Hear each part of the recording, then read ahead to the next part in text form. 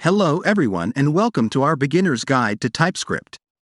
In this video, we will cover the basic concepts of variables, data types, and functions in TypeScript. Whether you're new to programming or looking to switch to TypeScript, this video is perfect for you. So, let's get started. Variables are fundamental in any programming language, and TypeScript is no exception. They allow us to store and manipulate data. Let's start by declaring a variable in TypeScript. Let message string equals hello TypeScript. In this example, we declared a variable called message and assigned it the value hello TypeScript. The string part indicates that the variable message should hold a string value. TypeScript uses type annotations like this to provide static typing, which helps catch errors early on. You have already seen the string data type. Now, let's explore some other common data types in TypeScript. TypeScript offers a range of built-in data types. Let age, number equals 25. Let is student, boolean equals true. Let grades, number, equals 90, 85, 95, 92. Here, we have variables with different data types.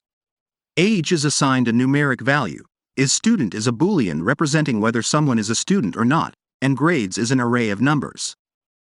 TypeScript allows us to be explicit about the expected data types, enhancing code clarity and reducing potential errors.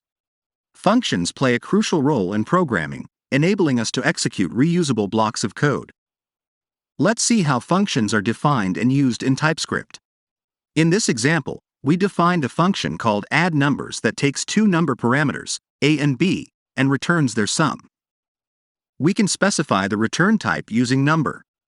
Later, we call the function with the values 5 and 7, store the result in the result variable, and then log it to the console. TypeScript ensures that we use the correct data types for parameters and return values, improving code reliability. We've covered the basics, but there's so much more to explore in this powerful language. TypeScript provides additional features like classes, interfaces, and modules that make it a great choice for building complex applications. Thank you for watching this video.